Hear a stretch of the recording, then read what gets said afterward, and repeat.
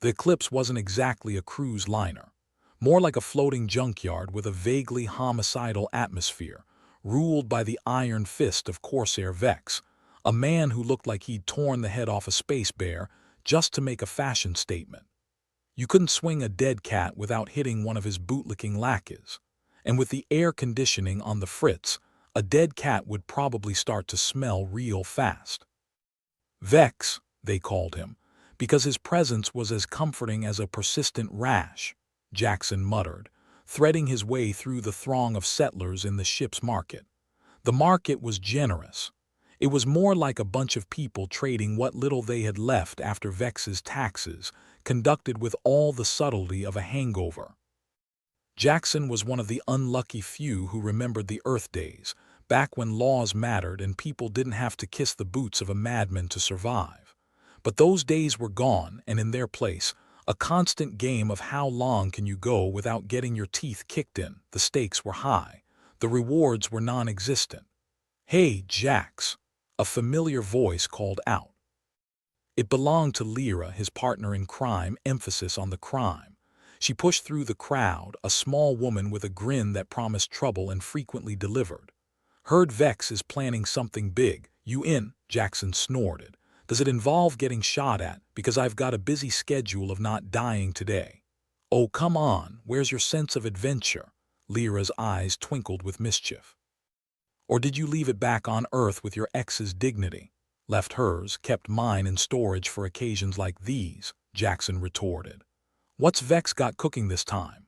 Before Lyra could answer, the ship lurched violently, as if it had hit an invisible speed bump in space, a comforting thought if gravity wells were popping up randomly.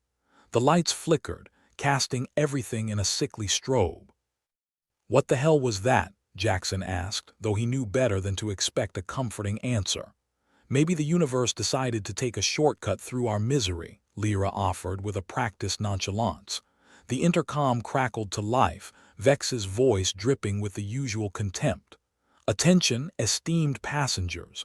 We're experiencing some technical difficulties. Stay calm or, panic quietly." Reassuring, Jackson muttered as he glanced out a porthole. Something was different. A pulsating, almost hypnotic glow was snaking its way across the hull like cosmic graffiti. That doesn't look normal," Lyra pointed out, leaning over his shoulder. "Did we pick up a hitchhiker?" "If that's a hitchhiker, it's the kind that eats your face while you sleep," Jackson said. "Let's find out what the hell is going on before Vex decides to start throwing bodies at it." They edged their way through the ship, the uneasy murmur of the crew growing louder. Faces they passed were a motley collection of weary settlers, opportunistic traders, and Vex's personal thugs, each with their own grimace of concern. It was like a family reunion if your family included a few pirates and the odd deranged uncle. "The captain's not gonna like this," Jackson said as they approached the command center. The door was ajar, a bad sign on a good day. Inside, Vex loomed over a console, his expression suggesting the controls had personally offended him.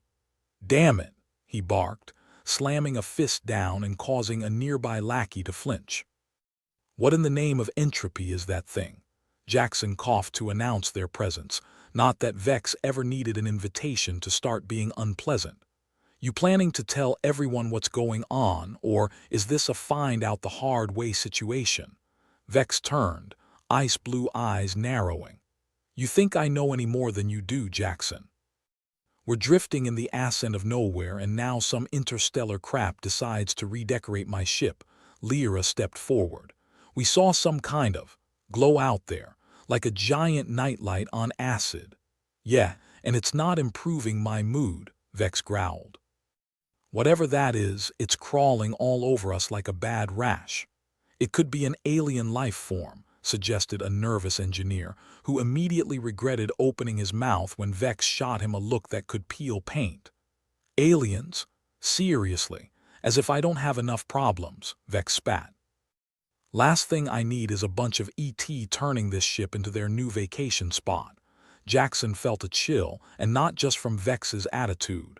"We need to figure out what we're dealing with, or we're gonna end up part of the local ecosystem." "You're telling me?" Vex waved a dismissive hand. Get out there and find out what that thing is. And don't come back until you have something concrete. Great, Jackson muttered, turning to Lyra. Looks like we're on Parasite duty.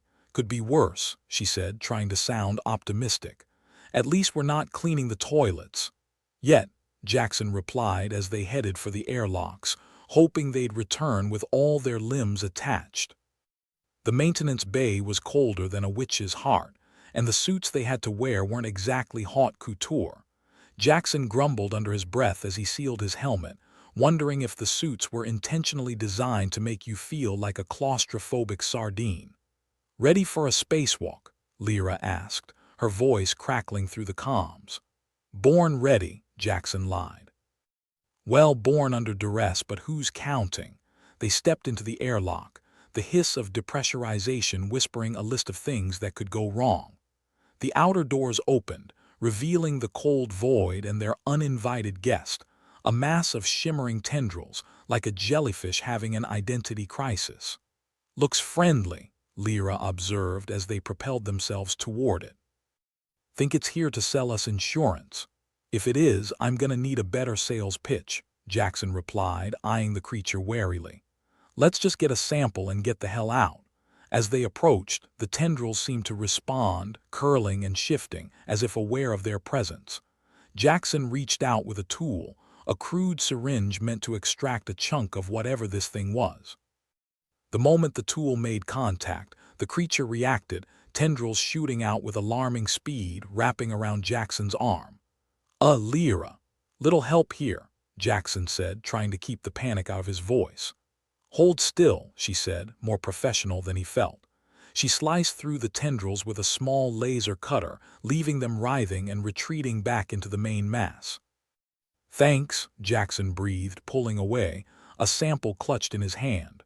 Let's hope this stuff doesn't come with a side of death. They retreated to the airlock, the creature watching them with an unsettling stillness. Back inside, they peeled off the suits, eager to put some distance between themselves and whatever nightmare decided to attach itself to the eclipse. So, what now? Lyra asked, watching as Jackson placed the sample in a containment unit. Now, Jackson said, wiping sweat from his brow, we find out what Vex wants to do about his new houseguest. They made their way back to the command center, where Vex was still fuming, now with the added bonus of a half-empty bottle of his favorite poison. He looked at the sample like it was a personal insult. Well, Vex demanded. What am I looking at? That, Jackson said, is a piece of our problem. You call that a solution? Vex sneered. It's a start, Jackson replied, wondering how much longer they could keep up the dance before everything went to hell. Now all we need is a miracle, and I've heard they're on sale this week.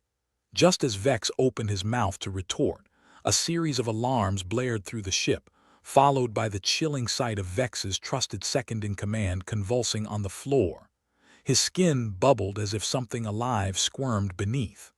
Looks like we found our miracle, Lyra said, her voice a grim echo of the chaos erupting around them. Jackson stared, knowing deep down that the eclipse was about to become a lot less friendly. Great, he muttered. Just what we needed, another headache.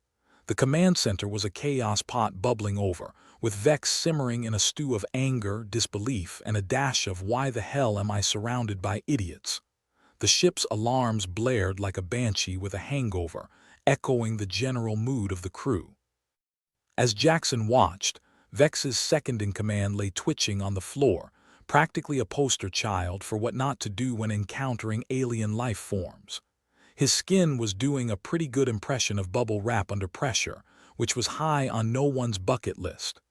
Well, that's a new one, Lyra quipped, crossing her arms as she surveyed the scene. Skin burbling like it's auditioning for a horror film. Maybe this parasite's a frustrated director. Jackson rolled his eyes, stepping carefully over the convulsing body, no sense in getting any weird alien goo on his boots. Could be worse. Could have been us. I mean, always nice to be a spectator in a body horror flick. Vex, whose patience was thinner than a starving space rat, barked, I need answers, not commentary. What the hell is going on with my ship? He jabbed a finger at the containment unit like it was a grenade about to blow. And why does this look like it wants to murder me in my sleep? Jackson sighed, rubbing the back of his neck. We grabbed a sample, but I'm not a biologist. Last time I checked, my degree wasn't in alien parasite studies. Yeah, took more of a try not to die approach to education, Lyra added with a smirk.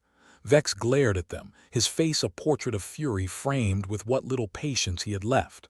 I don't pay you for your charming personalities. Pay? Jackson arched an eyebrow. I thought this was more of a voluntary indentured servitude thing. You know, with the occasional threat of death instead of a paycheck. Before Vex could respond, the twitching on the floor turned into a full-on seizure. The man, a former engineer named Dax, snapped upright, his eyes wide and glowing with an unsettling neon hue. He looked like a malfunctioning light bulb and roughly just as comforting. Dax, you okay? Jackson started, but the words tumbled out just as Dax raised his hand, and a tendril of the same energy that had been crawling over the hull arced toward the ceiling, leaving a scorch mark. Okay, that's new, Lyra said, stepping back. So he's either gained superpowers or he's the galaxy's worst light show. Fascinating, Vex muttered, and for the first time Jackson saw something other than disdain in his eyes, ambition. Like he just discovered a new toy that blew up in all the right ways. This could be valuable. Valuable? Jackson echoed with disbelief. The man's turning into a lava lamp and you see profit margins. Adapt or die, Vex shot back. That's how we survive. If these changes can be controlled, they could be the key to making this hunk of junk more than just a floating coffin. Dax, meanwhile, seemed less thrilled about his new abilities. He stood, swaying slightly, eyes flickering with a mix of fear and confusion. What's happening to me? You tell us, Glowboy, Lyra said, tapping her chin thoughtfully. You suddenly feel a hankering to save the universe, or is this just a bad case of space flu? Dax looked around as if seeing through them or maybe beyond them. I don't know, but it feels like something's whispering in my head. Something ancient. Great, Jackson muttered. Haunted by space ghosts now. Just what we needed. Vex, ever the opportunist, leaned in closer. Can you control it? Dax shook his head, his expression growing more haunted. It's not me, it's them, there, probing. Probing? Jackson repeated, a cold knot forming in his gut. Like friendly probing or the kind that leaves scars. Doesn't feel too friendly, Dax replied, his voice distant. Feels like invasion. They want in. Vex's eyes gleamed with the kind of zeal you only see in people who should probably never be in charge of anything dangerous. Then we need to learn how to use it before it uses us. Use it, Jackson echoed, incredulous. We're talking about alien parasites, not a new kitchen appliance. Look, if there's a chance to turn this anomaly to our advantage, we take it, Vex said, his tone brooking no argument. Unless you've got a better option. Jackson couldn't argue with that, mostly because arguing with Vex was about as productive as trying to teach a fish to dance. Fine. But if we all end up glowing and convulsing, I'm holding you personally responsible. Lyra leaned in, whispering, how about we just try not to end up on the wrong side of a lab experiment? That, Jackson replied, is probably the best idea I've heard all day. As they stood there, the ship continued to shudder, the tendrils outside pulsing ever brighter. It was clear the eclipse had become ground zero for a new cosmic mystery, and Jackson had the sinking feeling that curiosity wasn't just going to kill the cat, it was going to take everyone else down with it. All right, Vex announced, clapping his hands together like he was getting ready for a dinner party instead of a potential apocalypse. Let's get to work. We've got an infestation to turn into an investment. Jackson and Lyra exchanged a glance, the kind only two people who knew they were in way over their heads could share. Should have stayed on Earth, Jackson grumbled as they turned to follow Vex's orders. At least there, the only parasites were the two-legged kind. Hours passed in a blur of frantic research, desperate theories, and a good deal of wishing for a miracle. The command center was a flurry of activity. each crew member a cog in Vex's machine, spinning wildly out of control.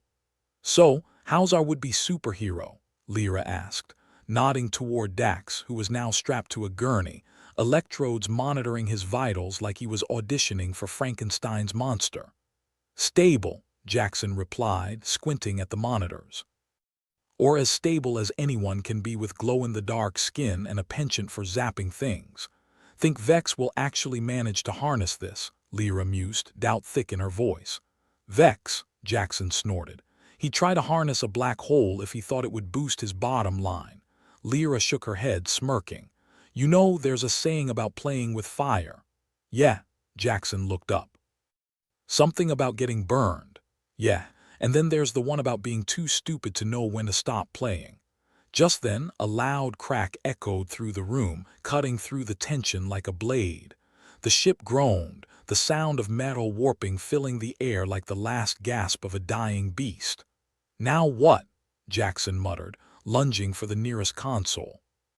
"This ship's falling apart faster than my last relationship." A few screens flickered to life, displaying a swarm of tendrils that had breached the hull and were weaving through the corridors. Their movements were eerily synchronized, like dancers in a macabre ballet. "Looks like our guests brought friends," Lyra observed, watching the screens with a frown. "Guess they didn't get the memo about Biob," Jackson quipped, fingers flying over the console as he tried to lock down the affected sections. "Dax," Vex barked, striding over to the gurney, "can you do something about this?" Dax looked up from his restraints, sweat beading on his brow. "Do something. I'm barely holding it together myself." "Then hold it together long enough to figure out how to stop them," Vex ordered, his patience wearing thinner than a space station's airlock after a meteor shower. With a resigned sigh, Dax closed his eyes, focusing on the tendrils as if he could will them into submission. The room fell silent, the only sound the rhythmic beeping of machines and the distant groan of the ship's hull. "Any bright ideas?" Jackson whispered to Lyra, watching as Dax's brow furrowed with concentration. "Besides running for our lives," Lyra replied. "Not really." For a moment it seemed like nothing would happen. Then slowly Dax's skin began to glow brighter, the tendrils on the monitors responding in kind. They hesitated, their movements faltering as if caught in a net. "He's doing it," Lyra breathed, a hint of awe in her voice. "Or they're doing him," Jackson muttered, not quite ready to celebrate as he eyed the screens.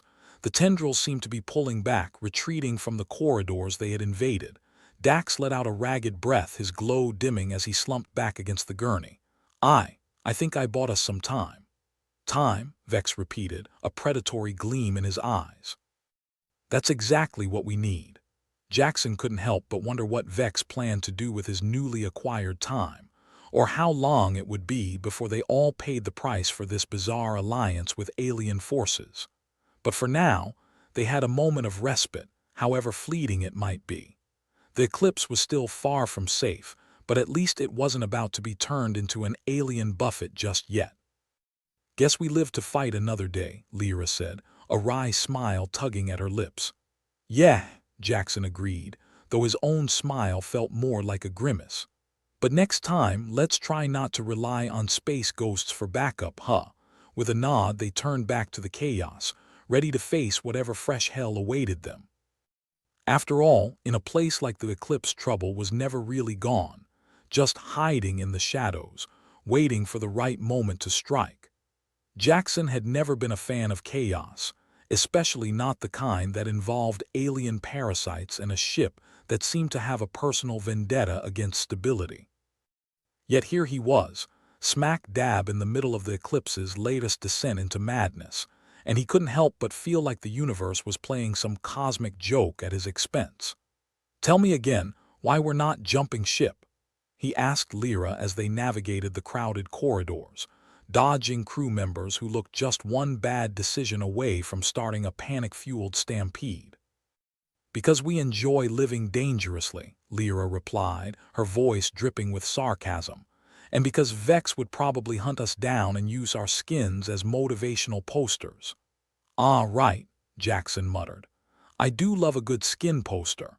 As they reached the makeshift lab where Dax had been stationed, the air buzzed with tension. The room was a chaotic mess of wires, monitors, and the low hum of machinery that no one really understood but everyone pretended to. "How's our favorite glow stick doing?" Jackson asked, noting Dax's pallor and the fresh sheen of perspiration on his forehead. "Peachy," Dax replied, though his voice lacked conviction. "Just trying not to go full disco ball again." "You look ready to start a rave," Lyra said, eyeing the faint luminescence still clinging to his skin. "Any chance you're getting a handle on this?" Dax shook his head, looking more like a man on the verge of a breakdown than someone about to save the day. "No, but I keep seeing things, memories that aren't mine. They're trying to get in, make me." "Compliant," Jackson frowned. "Compliant, as in do what we say and maybe we won't turn your brain to mush." "Pretty much," Dax answered, staring at the wall like it held the secrets of the universe. "It's like they're poking around trying to find a way to flip the switch." "Great," Jackson sighed. "As if we didn't have enough to worry about, now we're dealing with aliens who think we're mindless drones."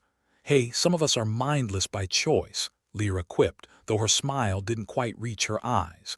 Jackson crossed his arms, a plan forming in the murky depths of his mind. "We need to warn the others. Let them know what we're dealing with." "Warn them," Lyra repeated, skeptical. "And who exactly do you think is gonna listen? Vex's goons aren't exactly known for their open-mindedness." "Then we go around them," Jackson insisted. "We find the ones who aren't completely under Vex's thumb." "Yeah, and maybe we'll find a unicorn while we're at it," Lyra replied dryly. "Look," Jackson said, lowering his voice. "If these parasites are trying to control us, we need to act before we're all just puppets on their strings." "Fine," Lyra relented. "But if we get shot or worse, I'm haunting your ass." "Deal," Jackson replied, managing a ghost of a grin. They made their way through the ship, whispering to anyone they thought might be sympathetic or at least not inclined to shoot them on sight. The result was mixed at best. Some nodded, eyes wide with fear and understanding, while others looked at them as if they'd sprouted a second head. It was when they reached the cargo bay, a dimly lit cavern filled with crates and shadows, that things took a turn for the worse. A small group of Vex's loyalists had gathered, their expressions a mix of suspicion and aggression as they eyed the new arrivals. "Jackson Lyra," growled Malak, a hulking brute of a man whose loyalty to Vex was matched only by his hatred for anyone who dared question orders. "Heard you've been spreading some interesting stories." "Just trying to keep everyone informed," Jackson said, trying to sound casual despite the knot of anxiety tightening in his chest. "Informed," Malak echoed, his lips curling into a sneer. "More like inciting mutiny." "Mutiny?" Lyra interjected, raising an eyebrow. "We couldn't lead a mutiny even if we wanted to. We're just trying to keep our brains from being scrambled." Malak took a step forward, his shadow looming over them like a dark omen. "Vex doesn't take kindly to dissent. You two ought to remember that. And we don't take kindly to being turned into alien meat puppets," Jackson shot back, though he knew he was playing a dangerous game. For a moment, it seemed like things might escalate, but then a shout echoed from the far side of the bay. "Malak!" It was Vex, striding in with the confidence of a man who knew he held all the cards. His eyes flicked over Jackson and Lyra, assessing and dismissing them in the same breath. "What's going on here?" "These two," Malak said, pointing an accusatory finger, "have been spreading lies saying there's some kind of alien takeover." "Lies?" Vex echoed, his interest piqued rather than angered. "And what makes you believe that?" Jackson took a breath, stepping forward as if confronting Vex was just another day at the office. "Because it's true.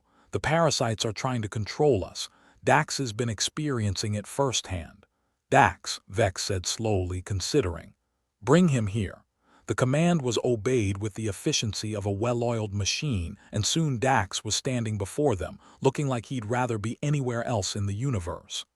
"They say you're the key to this mystery," Vex said, his voice deceptively calm.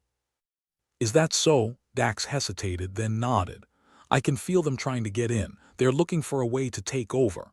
And if they succeed, Vex asked, his gaze sharp as a knife. Then we're all just extensions of their will, Dax replied, his voice hollow. They'll turn us against ourselves. See, Jackson added, trying to drive the point home. We need to rally the crew, make them aware before it's too late. But Vex, it seemed, had other ideas. His lips curled into a smile that held all the warmth of a black hole. And what if I don't want them aware? Jackson blinked, caught off guard. What? Vex chuckled, a sound that made Jackson's skin crawl. If these parasites can be controlled, if they can be harnessed to obey instead of overrun, then why shouldn't I use them to my advantage? Because that's insane. Jackson blurted out, the words spilling from him before he could stop them. You're talking about playing with fire while sitting on a powder keg. Am I? Vex retorted, his eyes narrowing. Or am I simply taking the necessary steps to ensure my command remains unchallenged? You're risking everyone's lives, Lyra said, her voice tight with disbelief. And you're risking mine by questioning my authority, Vex countered, his gaze shifting to Malak. Perhaps a reminder is in order. Malak grinned, teeth glinting in the dim light. With pleasure. In an instant, the situation deteriorated. Malak lunged, all muscle and violence, and Jackson barely had time to raise his arms in defense as the first blow landed like a freight train. Jackson! Lyra shouted, trying to intervene, but she was quickly restrained by two of Malak's cronies, her struggles futile against their combined strength. Pinned to the ground, Jackson gasped for breath, fighting against the edges of consciousness as Malak delivered another punishing blow. He could hear Lyra's voice, muffled and distant, and Dax's frantic protests, but they seemed to come from a world away. Enough, Vex commanded, his voice cutting through the chaos with chilling authority. Malak released Jackson, who lay gasping on the cold metal floor, pain radiating through every inch of his battered body. Consider this your first and only warning, Vex said, looking down at Jackson with the dispassion of a man contemplating an insect. There will be no more talk of alien takeovers or rebellion. Do I make myself clear? Jackson nodded, though the movement sent fresh waves of agony through his skull. Crystal, Vex nodded, satisfied. Good, now get back to work. We've got an infestation to manage. As the Loyalists dispersed, Jackson struggled to his feet with Lyra's help, his vision swimming. You okay? She asked, her voice laced with concern. Peachy, he rasped, wincing as he touched a swollen cheek. So much for a diplomatic solution. Yeah, well, Lyra replied, helping him stay upright. At least we know where we stand. Yeah, Jackson agreed, his tone bitter. Right in the middle of a shitstorm with no umbrella, Dax joined them, eyes haunted and apologetic. I'm sorry. I didn't mean for any of this. Not your fault, Jackson interrupted, though he couldn't help the hint of resentment that colored his words. We just need to figure out a way to stop this before Vex gets everyone killed. How? Lyra asked, looking at him like he might actually have an answer. Wish I knew, Jackson admitted, frustration gnawing at him. But we'll think of something, we have to. The three of them turned back toward the corridors of the Eclipse, each step a painful reminder of the uphill battle they faced. The ship still groaned with the strain of the parasite's presence, and Jackson couldn't shake the feeling that time was running out faster than they could keep up. Hey, Lyra said, nudging him with a wry smile. Next time we pick a ship, let's go with one that doesn't come with its own apocalypse, okay? Jackson chuckled, though it hurt more than he cared to admit. Deal. But where's the fun in that?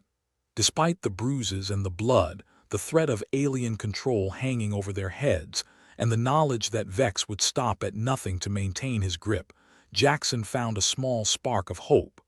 They were still here, still fighting, and as long as they drew breath, they wouldn't give up, even if it meant going head-to-head with both their commanding officer and the cosmos itself. The Eclipse groaned like an ancient beast nursing a hangover, the walls vibrating with the ominous chorus of failing systems. Somewhere in the belly of this mechanical nightmare, wires sparked in protest, and the air was thick with the scent of burnt circuits and impending doom. Just another day in paradise. Jackson winced as he limped through the labyrinthine corridors, each step reminding him of Malak's tender embrace. "Does it smell like death in here, or is that just me?" he muttered. Lyra, ever the optimist, smirked as she adjusted the makeshift bandage on his head. "Can't tell if it's the ship dying or your charm." Dax, trailing behind like a man with a destiny he wished he could ignore, piped up. "It's both. Mostly the ship, though. Systems are failing faster than a politician's promises." "Great," Jackson said, sarcasm dripping from his words. "So we're stuck on a floating coffin with a crew that thinks we're lunatics and a captain who's got the moral compass of a black hole." "At least the view's nice," Lyra quipped, gesturing to the cracked viewports through which the stars blinked like apathetic spectators. They reached the makeshift lab, or what was left of it. Wires hung like robotic entrails, monitors blinked messages of doom, and the machinery hummed with the enthusiasm of a dying cat. Dax moved to a console, his fingers dancing over the keys with the desperation of a man trying to defuse a bomb. "Any luck?" Jackson asked, leaning against a wall that was only slightly more stable than his current plan. Dax shook his head, the shadows under his eyes rivaling the depths of space. "Not yet, but if I can bypass some of the corrupted circuits, we might be able to send a message to the rest of the uninfected crew. Let them know what's really going on." "Good," Lyra said, her voice a mix of determination and dry humor. "Because I'm running out of witty comebacks for when people call us crazy. Just tell them it's a side effect of being the only sane ones left," Jackson suggested, trying to muster a grin despite the throbbing in his skull. "Got it," Dax interrupted, his voice tinged with relief. "I'm patching through to the uninfected frequencies now. Let's just hope they haven't been scrambled by Vex's paranoia." As Dax worked his techno-magic, the ship continued its slow descent into chaos. Lights flickered, casting the corridors in a strobe-lit nightmare, while the ever-present hum of the engines took on a sickly tone. It was as if the Eclipse herself was trying to warn them of the impending storm, or maybe just groaning under the weight of Vex's ego. Speaking of the devil, Vex seemed to be enjoying a personal descent into madness. News had it he'd been seen muttering to himself, possibly negotiating with the parasites for a better deal on insanity. His plan to use them as a weapon was like juggling grenades with the pins removed, impressive if it worked, disastrous if it didn't. "Ladies, gentlemen, and sentient beings of dubious legality," Jackson said, raising his voice to address the invisible audience. "If you're hearing this, congrats, you're not brainwashed yet. We've got alien parasites trying to turn us into their personal puppets, and Vex, our dear leader, thinks he can make them his new best friends." Lyra added, her voice dripping with sarcasm, "We suggest a career change. Maybe piracy isn't your calling if you prefer your insides where they are." Dax nodded, the transmission sent. "Now we wait and hope someone with more firepower than a damp squib listens." "What if they don't?" Lyra asked, crossing her arms. "Then we keep moving," Jackson replied, trying to sound more confident than he felt. "We find the ones willing to fight back. Because if Vex wins this little power struggle, we're all just marionettes waiting for the strings to get pulled." The ship shuddered violently, as if to punctuate his point. Somewhere, something exploded, sending a tremor through the Eclipse like a caffeinated quake. "Lovely," Lyra said, bracing herself against the wall. "Nothing says imminent doom like a good old-fashioned shipquake." "I don't know about you," Jackson commented wryly, "but I've always found explosions kind of comforting, like a warm, fiery hug." "Then this ship's a regular cuddle fest," Dax deadpanned, his gaze fixed on the monitors that screamed their digital warnings. They needed a plan, something more substantial than sarcastic commentary and wishful thinking. The parasites were in the systems now, their reach extending like an unwanted party guest overstaying its welcome.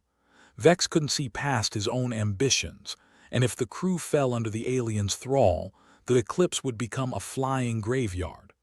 "All right," Jackson said, drawing a breath that felt heavier than Vex's delusions.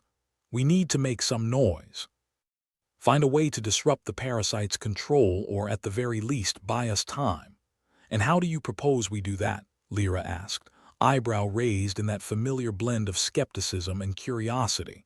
Jackson thought for a moment. Dax, anything in that magic toolbox of yours that can screw up the parasite's signals? Dax considered, biting his lip.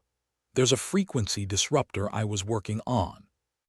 It's crude, might blow up in our faces. Perfect, Jackson interrupted. Can you make it work? I can try, Dax said, rubbing the back of his neck with the weariness of a marathon runner on his last lap. But if it backfires, Lyra interjected, we'll be too dead to worry about regrets. Exactly, Jackson agreed, clapping Dax on the shoulder with more optimism than he felt. Let's give it a shot. As Dax set to work, Jackson and Lyra took in the lab's chaos, every flickering light and sparking wire a reminder of the stakes. They were gambling with lives and sanity, and the odds were about as favorable as a snowball's chance on a sun-drenched planet. Ever wish you'd taken up a more stable career? Lyra asked, leaning against a console. Like what? Jackson replied, smirking despite himself. Dentistry. Could always use a good dentist, she quipped, tapping her teeth with a thoughtful grin. Their banter was cut short by another shudder through the ship, this time accompanied by the eerie wail of an alarm. That can't be good, Jackson muttered, pushing off the console to steady himself. Looks like Vex's idea of crowd control, Lyra said, her tone as dry as the ship's failing atmosphere. Sure enough, the intercom crackled to life, Vex's voice booming with the enthusiasm of a man who'd just discovered his new favorite toy. Attention, crew of the Eclipse. You are hereby ordered to report to your stations and prepare for assimilation. Resistance will be met with extreme violence. Charming, Lyra noted, rolling her eyes. He makes dictatorship sound like a spa day. We've got to act fast, Dax said, fingers flying over the controls as he adjusted the disruptor with all the finesse of a surgeon in a slasher film. Jackson nodded, his mind racing. We need to get closer to the main control room. It's the only way to ensure the disruptor will affect the entire ship. Sure, Lyra replied, her grin edged with excitement and just a hint of madness. Let's storm the gates of hell. Could be fun. Fun's one word for it, Jackson said, though his smile was more of a grimace. Insane is another. With Dax's gadget in hand and a plan that was more desperation than brilliance, they set off through the ship's labyrinthine corridors. The Eclipse moaned under the strain, lights flickering like the galaxy's worst disco, and the shadows seemed to watch them with hungry eyes. Remind me, Lyra said as they walked, why did we ever sign up for this gig? Adventure, Jackson suggested, then shrugged. Or maybe we're just masochists. The corridors blurred into one another, a never-ending series of dimly lit tunnels that echoed with the sounds of chaos. Shouts, the clatter of boots, the distant whine of malfunctioning systems, all a symphony of impending disaster. They rounded a corner, almost colliding with a group of crew members who looked more harried than hostile.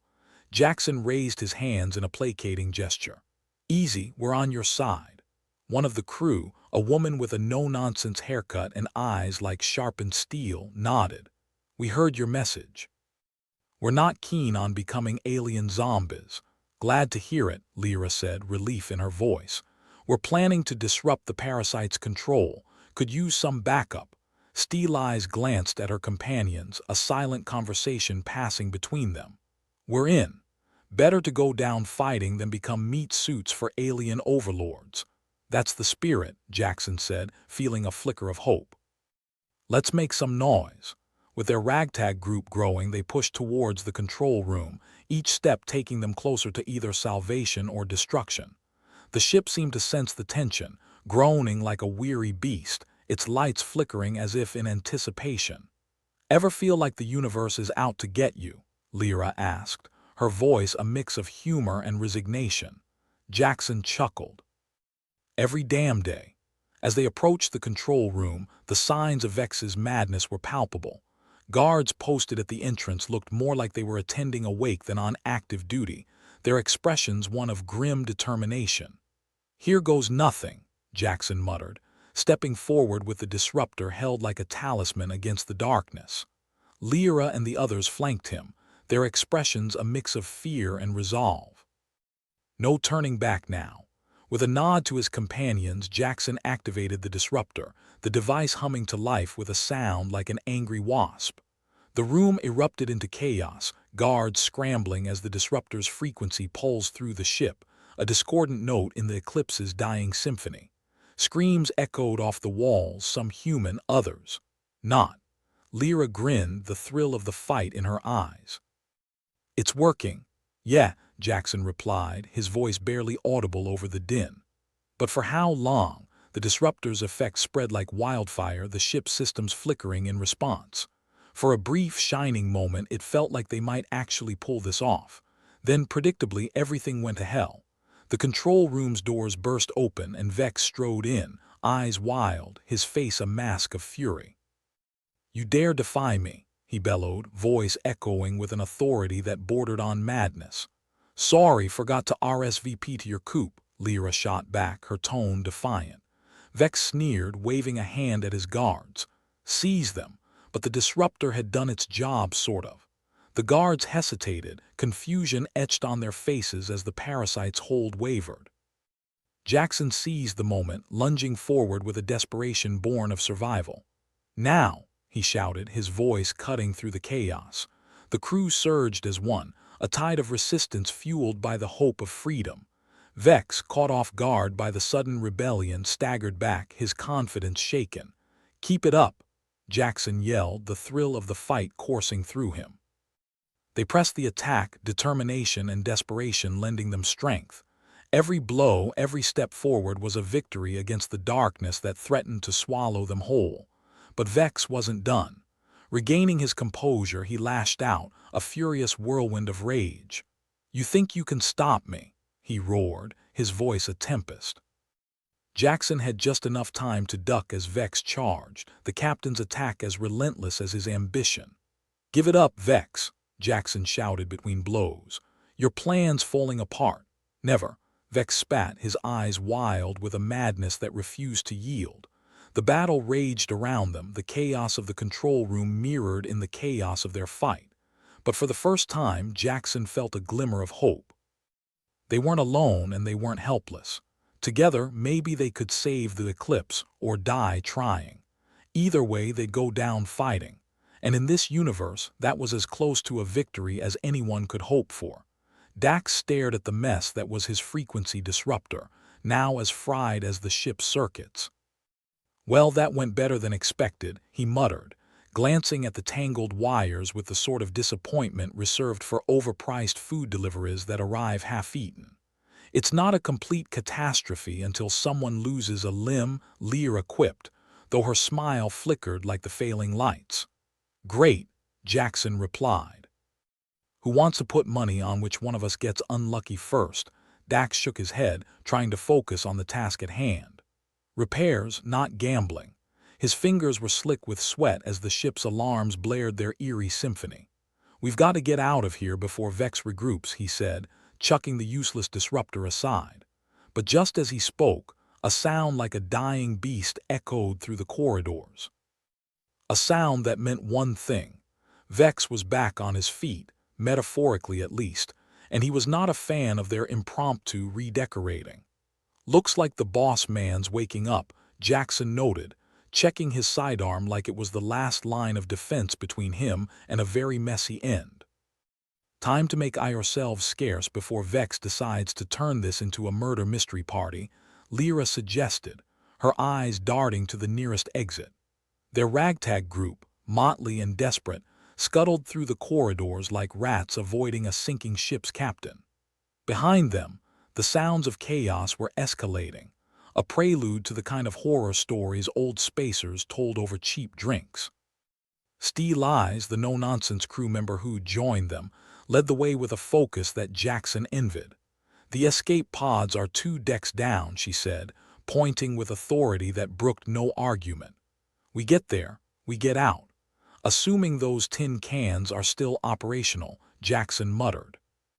"I wouldn't trust Vex not to have booby-trapped them as a just-in-case." "Lovely thought," Dax added dryly, "but unless you've got a better plan, I suggest we keep moving." The corridors seemed endless, each turn a clone of the last. It was easy to believe that the ship had a mind of its own, one that was in on the joke. And what a joke it was, stranded in space, hunted by their own crew with no guarantee of survival. It was the universe's idea of a knock-knock joke. Unfortunately, they were the punchline. The seconds stretched on as they descended through the labyrinthine guts of the ship, the air growing thinner and colder as systems continued to fail. Each step felt like a countdown to disaster, each breath a reminder of the fragility of metal and flesh. Finally, they reached the level where the escape pods were supposed to be. The corridor was empty, save for the ominous creaking of the ship. Steel Eyes took point, moving with a wariness that made Jackson more nervous than any alien parasite ever could. They approached the first pod, its hatch sealed shut with a series of blinking lights that suggested either readiness or impending doom. "Looks like it's still functional," Steel Eyes said, her tone betraying only a sliver of uncertainty. "Define functional," Jackson replied, eyeing the pod like it might explode or, worse, play elevator music. Dax examined the controls, his fingers dancing over the panel. "As functional as anything on the ship. Which is to say, it might launch us into the nearest sun. Now there's a thought," Lyra murmured. "Quick, painless, and we'd get a tan." Jackson snorted, shaking his head. "I'd settle for a chance to survive to see another sunrise, even if it's through a grimy viewport." Steel Eyes nodded, her eyes scanning the corridor. "Let's not waste time. We've bought ourselves some chaos, but it won't last. Vex will regroup, and then it'll be open season on us." They piled into the cramped pod, a metal coffin with seats. It was the furthest thing from luxury, but at least they weren't being shot at yet. The escape pod controls flickered to life, a hesitant glow that seemed to echo Dax's earlier sentiments about sunbound trajectories. Dax glanced at the readouts, brow furrowed. "We might be able to override the course. Set a path to the nearest outpost for a chance at reinforcements. Or we could end up as cosmic art," Jackson pointed out, leaning over to peer at the screen. "Vex isn't stupid. If he set traps, they'll be clever." Lyra crossed her arms, leaning back against the cold wall. "Better than waiting around for him to gift wrap us for the parasites." Their collective silence was broken by a ping from the pod's console, a sound as unexpected as it was unwelcome. Dax's fingers flew over the keys, trying to decipher the signal. "Incoming message," he said, eyes narrowing. Before anyone could voice their suspicions, a hologram flickered into view, a face twisted with a grin that was all teeth and no warmth. "Vex, because of course. Did you really think you could escape so easily?" Vex's voice poured from the speakers, a mixture of amusement and disdain. "You're clever, I'll give you that, but I'm always one step ahead. Bet he practices that smirk in a mirror," Lyra muttered, eyes rolling. "Probably has a whole closet of capes for full effect." The hologram continued, as if Vex was personally narrating their impending doom. "You're out of options and out of time. This pod isn't your salvation, it's your tomb. Surrender, and I might be merciful." "Might," Jackson repeated, voice dripping with scorn. "He's about as merciful as a hungry shark." Dax's hands flew over the controls, trying to bypass whatever trap Vex had laid. "He's tapped into the pod's systems. We need to break his connection or we're toast. Like we're not already toast." Lyra quipped, though her eyes were fixed on the console, willing it to cooperate. Steel Eyes, ever pragmatic, drew her sidearm, aiming it at the pod's control panel. "If we can't break the link, we can break the tech, last resort." Jackson asked, though he was already bracing himself for the worst. Dax hesitated, then nodded. "Last resort." Steel Eyes pulled the trigger, the shot deafening in the cramped space. Sparks flew, the lights flickered, and the pod shuddered as if in protest. The hologram of Vex vanished, and for a brief, disorienting moment, silence reigned. But then the pod's systems hiccuped back to life, the display flickering with new data. "We're free," Dax said, a note of disbelief in his voice. "From one prison to another," Jackson muttered. "But hey, at least Vex isn't narrating our demise." Lyra breathed a sigh of relief, though her humor remained dark. "Guess we'll just have to take our chances with the void." "I hear it's lovely this time of year." They settled into their seats, the pod's engines humming with a tentative promise of escape. It wasn't much, but it was something. And in a universe that seemed hell-bent on their destruction, that was worth a hell of a lot. As the pod detached from the ship, the cold void of space enveloped them, a reminder of just how small they were in the grand scheme of things. Behind them, the eclipse loomed, a wounded beast that was both home and prison. Ahead lay uncertainty, but also the faintest whisper of hope. Dax adjusted the course, fingers dancing over the controls with a precision that belied his earlier frustration, setting a trajectory for the nearest colony. If we're lucky, we might find allies, or a welcoming committee with plasma rifles, Jackson joked, though his eyes were fixed on the viewport, on the infinite possibility of the stars. Steel Eyes holstered her weapon, her expression unreadable. We'll deal with that bridge when we come to it. But for now, we're out of Vex's reach. Unless he's got a Death Star hidden up his sleeve, Lyra added, though there was a lightness in her voice. Perhaps it was the taste of freedom, as fragile as it was. The pod sailed through space, a solitary speck in a vast, uncaring ocean. They were a ragtag group, bound together by desperation and maybe a smidgen of insanity. But they were alive, and as the galaxy spun around them, that was enough. Jackson leaned back, letting out a breath he didn't know he'd been holding. Remind me next time someone suggests a fun space adventure to pass. I'll be sure to, Lyra replied with a smirk. But let's not pretend we're not going to end up in another mess eventually. It's kind of our thing, true enough, Dax said, settling into his seat. But let's try to avoid alien parasites next time, yeah?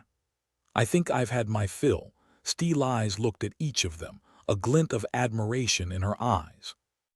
We make a good team, she said, no nonsense as ever. Even if none of us would pass a psych eval.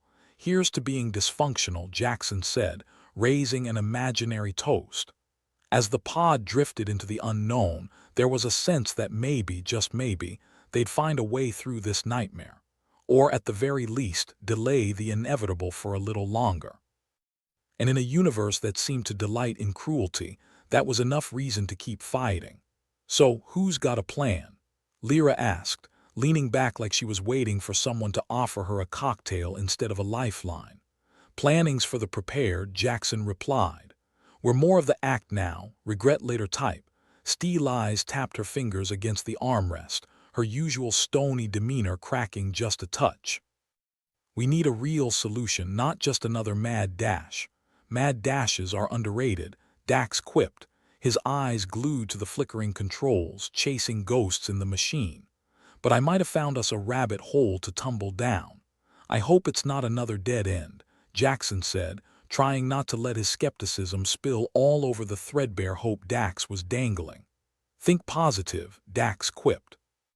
Even a dead end is a kind of ending, right? Steel Eyes sighed, likely contemplating how she'd fallen in with a bunch of spacefaring comedians. What's the idea, Dax? Dax fiddled with the console, a smirk playing on his lips. Our little tin can of despair here has a secret. And I, dear friends, have the key secret. Do we even want to know? Lyra asked, her tone questioning the sanity of their tinkering genius. Only if you value your skin, Dax replied, and there was that glint in his eye, the kind that said he really believed they might pull something off.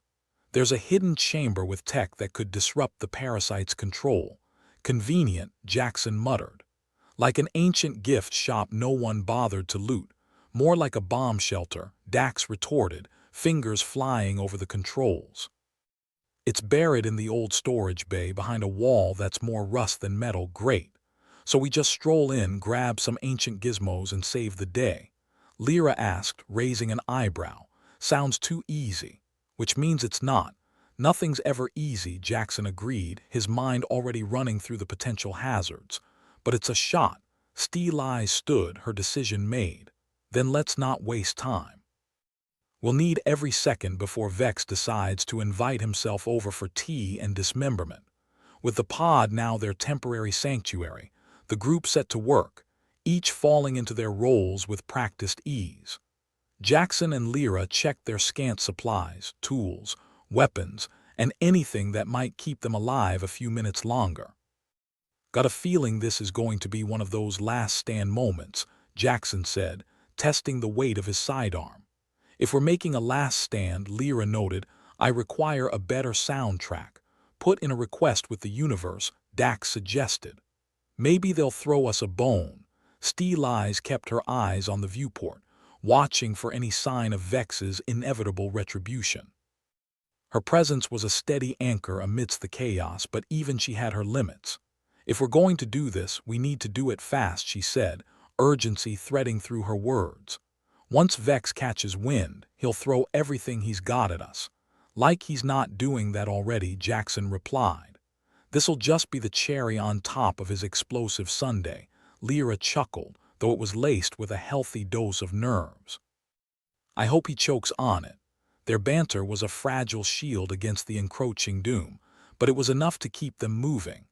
They returned to the ship like burglars creeping back into a house that wasn't theirs anymore, each step a gamble. The corridors were a haunted maze, echoes of their prior escape still fresh in the metal bones of the eclipse. Every creak and groan seemed to whisper threats in the dark. Who knew rust could be so menacing? Lyra muttered, her eyes scanning every shadow. Everything's menacing when you're a pessimist, Jackson replied, keeping his weapon ready. Their destination wasn't far, but every step felt like a trek across a minefield, where the mines were invisible and designed by a sadistic genius with too much time on his hands. We're here, Dax announced, coming to a stop before a nondescript wall panel. Behind this is our golden ticket. Funny, it looks like a wall, Jackson said, skeptical but hopeful. Trust me, I've got a knack for finding things where they're not supposed to be, Dax replied, prying the panel open with a grunt.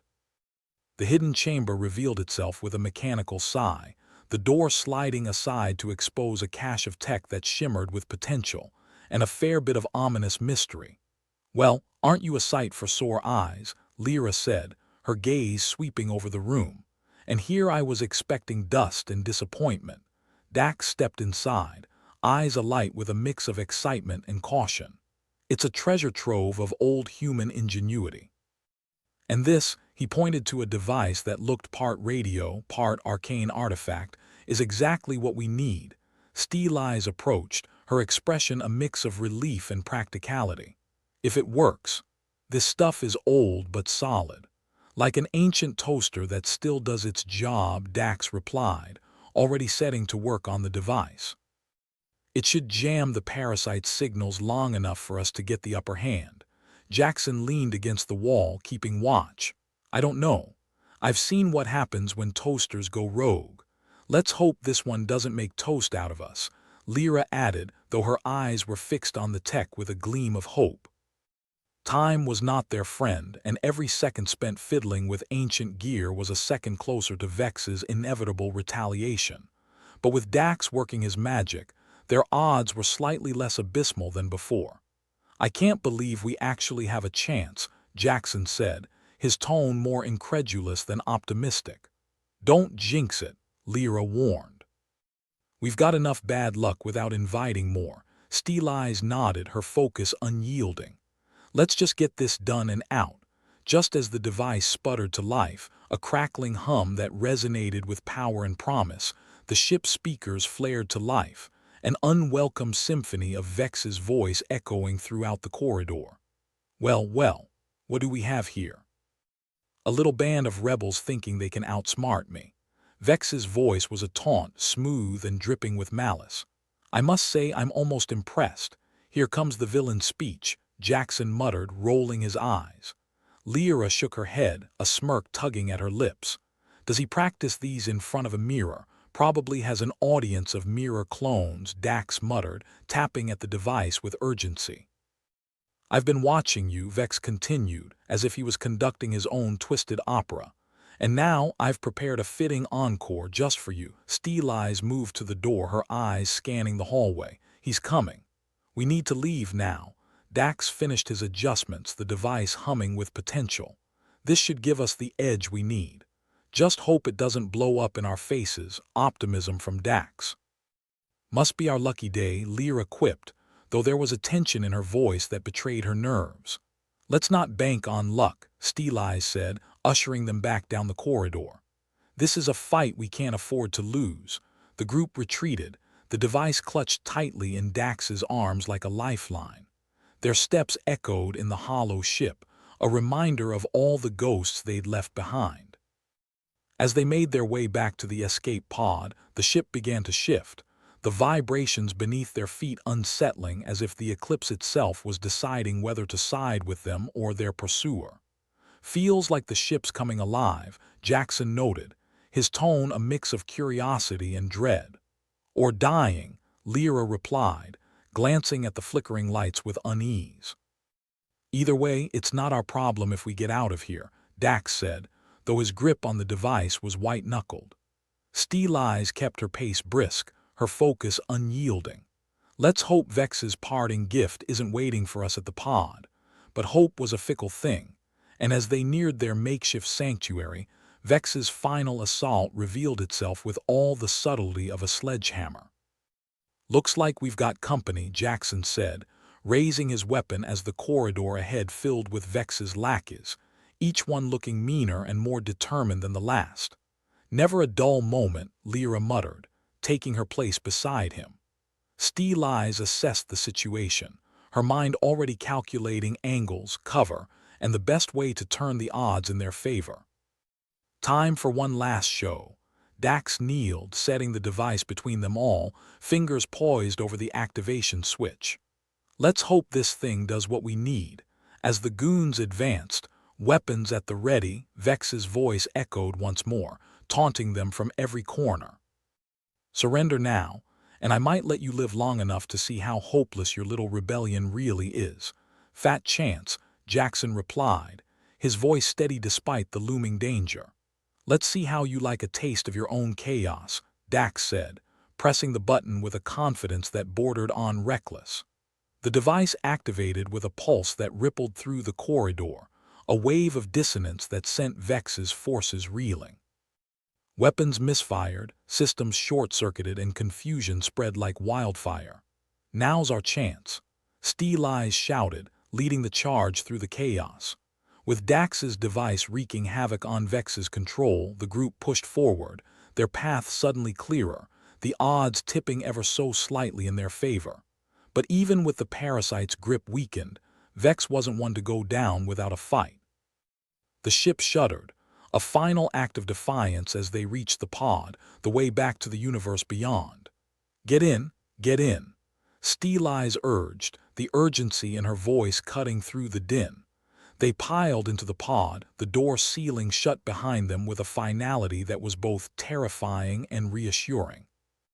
As the pod launched, leaving the eclipse and its madness behind, there was a moment of silence, a pause to acknowledge the chaos they'd survived, the battles yet to come.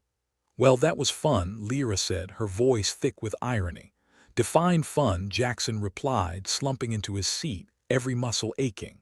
Steel Eyes allowed herself a rare smile, though it was tinged with exhaustion. "We're not done yet." "But at least we're still alive."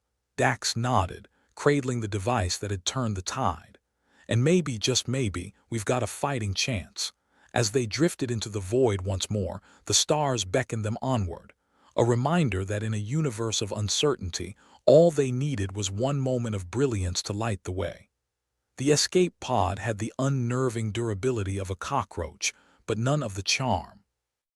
As it hurtled away from the eclipse, the cramped interior provided ample opportunity for awkward eye contact and involuntary intimacy, just the kind of bonding experience no one asked for.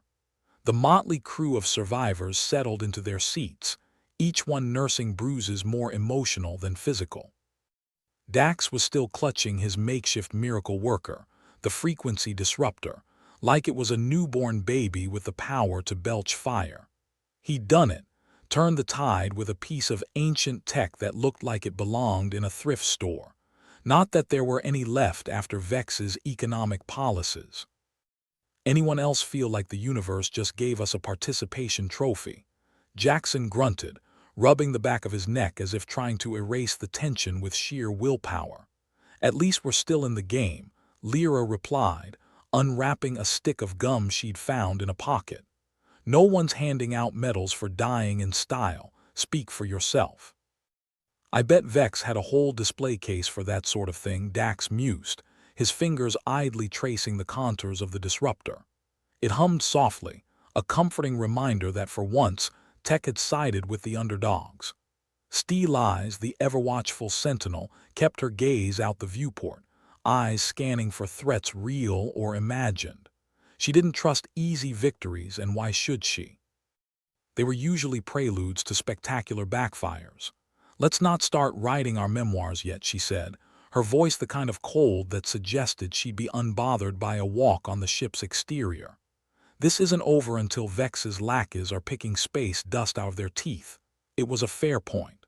Sure, Vex was dead, definitely dead, blown to pieces dead, but that didn't mean they were out of the woods.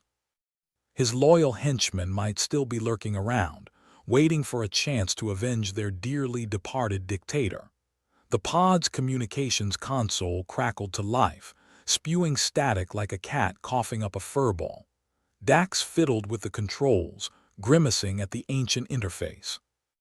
I swear this thing's older than my grandma's recipes and twice as stubborn. You've got a grandma. Jackson raised an eyebrow, clearly impressed by the notion that human continuity extended beyond this ship of fools. Not anymore. She'd be disappointed if she knew I'd survived this long without learning how to make a decent souffle, Dax replied, his fingers dancing over the controls with the kind of attention usually reserved for defusing bombs. The static resolved into a garbled voice, unmistakably familiar and unwelcome. Vex, you think, escape. The voice crackled, and despite the distortion, the malice was crystal clear. Didn't we leave him dead? Lyra asked, her expression caught between bemusement and horror. I hate villains with backup plans, relaxed, Steel Eyes said, though her eyes were sharper than ever. It's just a recording. Probably part of his in case of betrayal kit. Dax nodded, face split with a grin that was half relief, half madness. Figures he'd want to haunt us from beyond the grave. Not that he was much of a ghost. More like an over-enthusiastic poltergeist. The recording continued its distorted tirade, each word a reminder that Vex hadn't intended to let them off easily. But there was a distinct lack of actual threat, no legions of minions appearing out of nowhere, no self-destruct sequence set to erase them from existence. Just static and a voice that would eventually fade into forgotten echoes. So what now? Jackson asked, his body finally relaxing into the seat as the adrenaline ebbed away. We can't just float around here until the fuel runs out. We head to the nearest outpost, Steel Eyes replied, her plan as solid as her resolve. Find out if we've really severed the parasite's hold on the rest of the crew. If there's anyone left to save. Lyra smirked, chewing thoughtfully on her gum. I'm sure they'll throw us a parade. More like a funeral procession, knowing our luck. The tension in the pod eased, giving way to a tentative camaraderie born from shared survival. They were alive, and that was something. Even in a universe that seemed hell-bent on reminding them of their mortality at every turn. And what about the disruptor? Jackson asked, nodding toward the device that had saved their skins. Dax shrugged, the weight of the world lighter on his shoulders now. I'll see if I can tweak it, maybe get it to do more than just jam signals. Could be useful, or it could blow up and take us all with it. 50-50 chance, really. Steel Eyes gave a short laugh, the first sound of genuine amusement she'd made since, well, possibly ever. Either way, you'll make a hell of a last impression.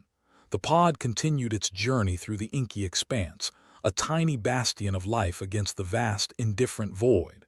Each heartbeat, each breath, a silent testament to their tenacity. As the stars wheeled endlessly onward, they carried with them the knowledge that they'd carved a place in the universe, no matter how precarious. Dax leaned back, the steady hum of the pod a soothing lullaby. You know, I think we've earned a drink. Jackson nodded, a grin spreading across his face. Or two. And maybe a hot meal that doesn't taste like disappointment. Lyra sighed, but there was a warmth in her voice. Nothing like a brush with death to make synthetic protein paste sound gourmet. Steel Eyes kept her gaze forward, the future uncertain but the present moment shining with a rare clarity. We'll get there. One step at a time, the pod drifted through the cosmos, a band of unlikely heroes in a universe that didn't care. But in that moment they were alive, they were free, and they were together. And maybe, just maybe, that was enough. As they settled into the rhythm of their unexpected respite, the silence was a balm, a chance to breathe, to think, and to plan for whatever came next. It wasn't victory, not yet, but it was a start. And sometimes, in the face of insurmountable odds, a start was all you needed. The escape pod's hum was the only thing cutting through the silence beside the occasional creak of metal that sounded far too ominous for comfort. Our merry band of misfits sat nursing the remains of their sanity, each of them wearing the kind of expression usually reserved for people who've just realized they left the oven on back home. Dax, the reluctant shepherd of this flock of lost space lambs, tinkered with the frequency disruptor like a kid with a new toy, except this toy could accidentally atomize them if he got it wrong. "You know, I've always wanted to be a leader," Dax declared, sarcasm so thick you could spread it on toast, just not of the last survivors of a space disaster variety. Lyra blew a bubble with her gum, letting it pop with a sound like a tiny cannon. "Well, congratulations, Captain. Hope you enjoy the perks, high stress, low pay, and a mortality rate that'll keep you on your toes." Steel Eyes leaned against the bulkhead, arms crossed, her face as unyielding as ever. "Better than being dead. At least with Dax in charge, we might have a shot at not dying horribly." "Not a great shot, but a shot." Jackson, who'd been rubbing his neck like he was trying to knead out the anxiety, chimed in. "Hey, I'm all for optimism, but if we run into more of Vex's goons, I'm voting for the run and scream strategy." "An excellent fallback," Dax nodded, his fingers working miracles, or potential disasters, on the disruptor. "If the tech doesn't explode in our faces first." The pod's comm system crackled again, but this time it was a familiar voice, softer, less malevolent than Vex's posthumous threat. "This is Command Outpost Theta 9. Receiving your signal, escape pod, please identify." For a moment, no one spoke. Then Dax cleared his throat. "This is Dax, acting leader of the Eclipse survivors. We could really use some backup like yesterday." "Copy that, Dax," came the reply, pleasant enough to sound suspicious. "Prepare for docking procedures. We'll get you sorted out." "Well, that sounds promising," Lyra said, though it was hard to miss the skepticism in her voice. Promises in their line of work were like space debris, plentiful and mostly useless. As the pod maneuvered toward the outpost, Dax turned to face his ragtag crew, the weight of leadership pressing down on him like a space station on a paperweight. "All right, folks, here's the plan.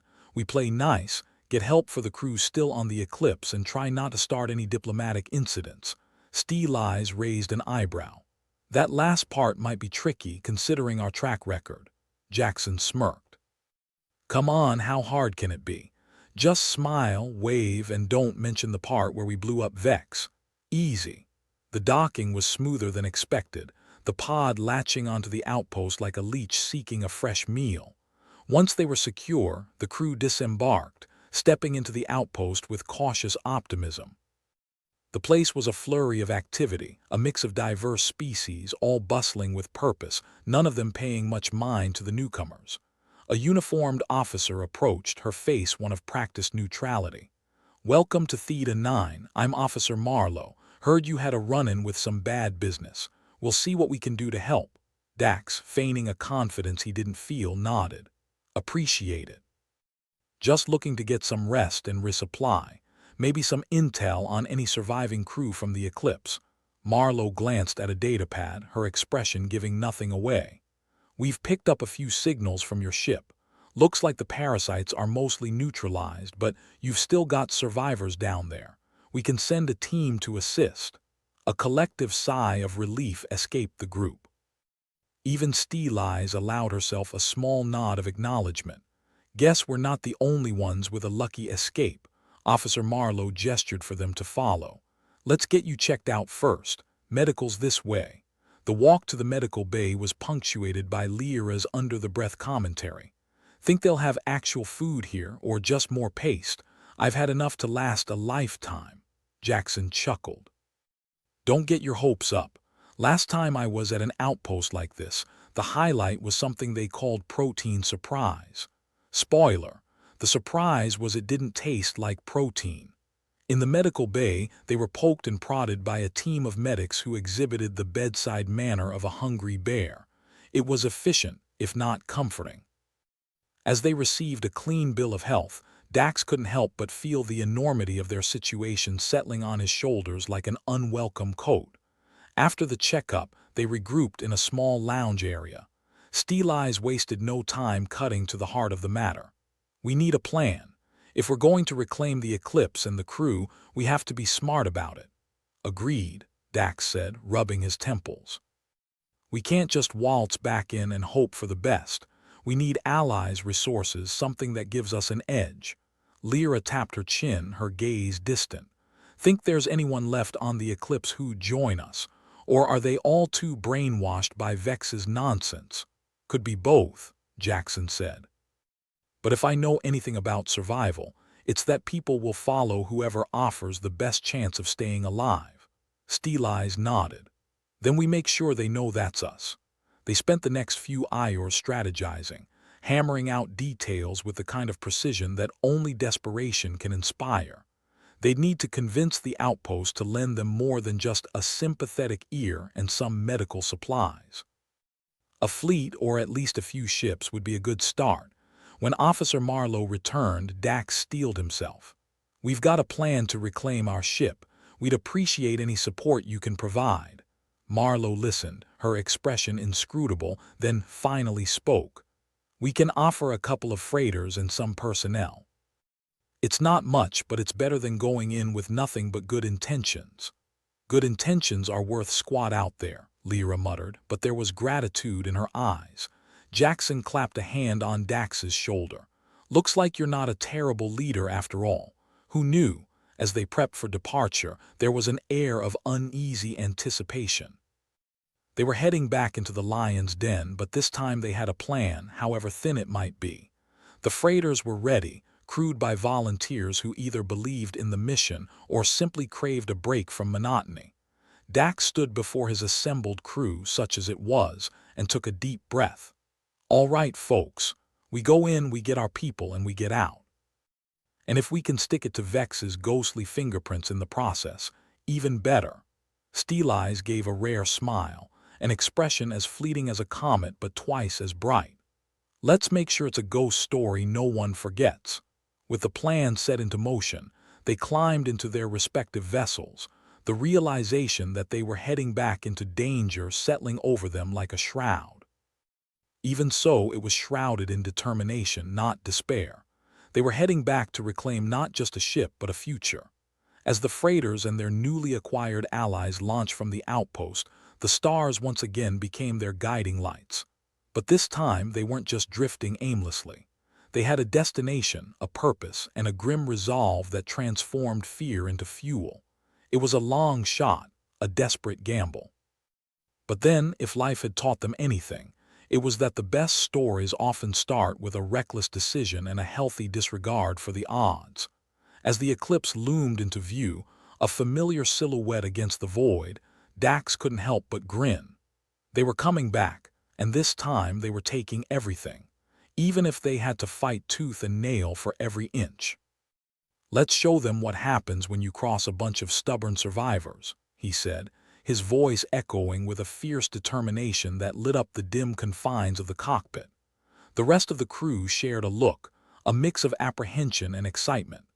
They were about to throw themselves back into the fray, but this time they had something more than desperation.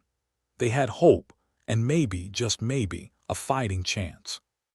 The Eclipse awaited, and with it, their future. They just had to survive long enough to claim it.